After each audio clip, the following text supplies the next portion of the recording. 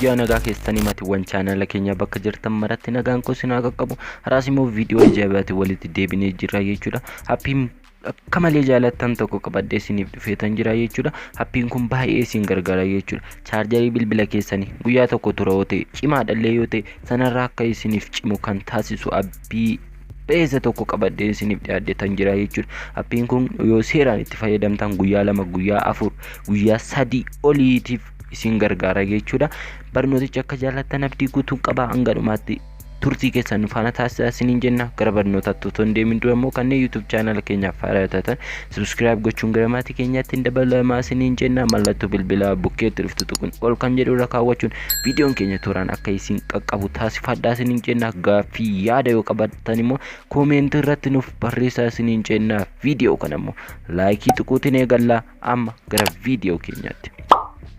Tolega appiin keenya kunoo isa kanadha jechuudha. Pixoof jedha Play Store irraa ni argattu jechuudha. Kana malees immoo linkii isaa koomentii jalqabaa irra isiniif kaa'aa jechuudha. Karaa sana buufachuu ni dandeessu jechuudha. Seenee itti fayyadama isaa waliin ilaalla jechuudha. Yeroo tuuxxanii seentaa kunoo haala ajaa'iba ta'eetiin bifa kanaatiin isiniif fida jechuudha. Kunoo akkanattiin save jedhee asirraan kaayee jira jechuudha. Persentii amma kanan siif qusadhaan jechaa jira. Kun asirraa sirreeffachuu dandeessu akka barbaadanitti jechuudha. Amma inni qusannaa isaa walirraa jechuudha. Inni kuniif inni kun pixelii, inni kuniif pixelii, inni kuniif inni kun tokko miti jechuudha. Maaliif ifammoo bilbila keessan irratti ni jijjiira jechuudha. Xiqqoo ishee erga kanattiin kaawwattanii persentii isaallee dabaluu ni dandeessu. Kunoo 96 akka barbaadanitti amma inni isinii qusachuu barbaadan kunoo asirraa to'achuu ni dandeessu jechuudha. Kunoo ishee kanarra sarara ishee kanarra amma inni isiniif qusatu irra kaawwachuu ni dandeessu jechuudha. Amma barbaadaniira am persentii 50 irraan barbaada jechuudha. Haala kanaan edda godhataniin booda enable filter kan jedhu kanarra ni tuqxu jechuudha. Sana booda kunoo dimziz ni jedha jechuudha. Bilbilli keessanii kunoo dimziz jedha sirriitti mul'atu. Ija keessaniif illee baay'ee barbaachisaadha jechuudha. Haala kanaatiin persentii 50 akka isiniif qusatu gochuu ni dandeessu jechuudha. Persentii isaa amma dabalaa deemtan immoo ammi mul'achuu isaa immoo gadi bu'a waan ta'eef persentii 50 isin gaha jechuudha. Kunoo persentii 50 naaf qusachuu jalqabaa jechuudha. Haala ajaa'iba ta'eetiin bifa kanaatiin chaarjarii bilbila keessanii tursiifachuu ni dandeessu jechuudha. Siitingiiwwan garaa as keessatti jiru jechuudha. Kan barbaadan fayyadamuu ni dandeessu jechuudha. Inni kuniif inni kun immoo tokko miti jechuudha. Inni kunis akkasuma jechuudha. Hammi inni qusatu isaa tokko miti wal caalu jechuudha. Sin kunoo isa sadaffaa irra kaawwattanii irra kaawwachuudhaan akka inni isiniif qusatu gochuu ni dandeessu jechuudha. Dhibbanni hojjetaa jechuudha.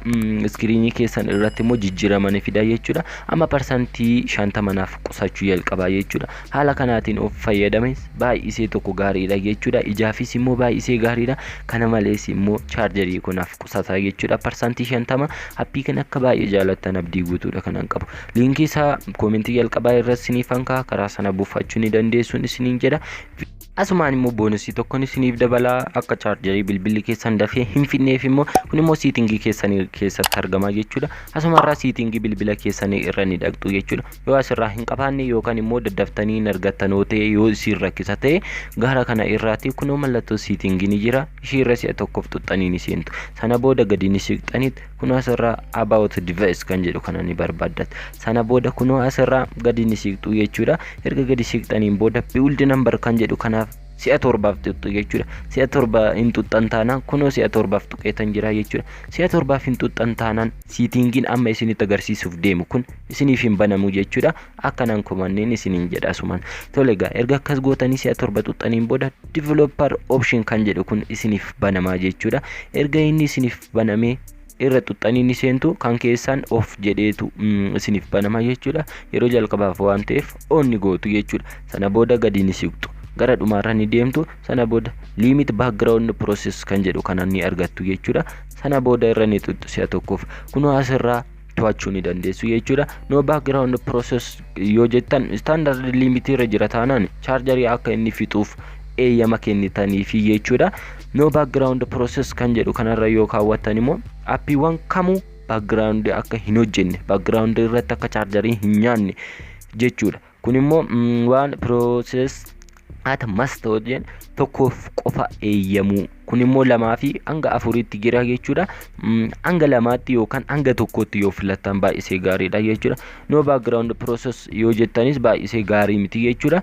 Amma fakkeenyaaf kunoo lamumarraan kaawwadha jechuudha. Kunoo haala jaabateetiin lamaan naaf hojjetaa jechuudha. Process naa gochuu jalqabaa jechuudha. Appii kana wajjin walitti dabalame, siitingii kana wajjin walitti dabalame ammi chaarjeriin qusatamuu bilbila keenya ni dabalaa jechuudha yookaan immoo ol ka'aa jechuudha. Kanattis fayyadaman isiniin jedha. Viidiyoon irraa immoo kana fakkaatti yookaan warroon haaraa taatan ammallee irra deebiitiin subscribe gochuun gara maatii keenyaatti dabalamuu hin dagatiin isiniin jenna. Viidiyoo kana immoo laayikii isaa baay'isaa isiniin jenna. Gaaffiif yaada yoo qabaattan koomentii irratti nuuf barreessaa. Next viidiyoo ibidda ta'eetiin hanga walitti deebinutti naganaaf ta'a.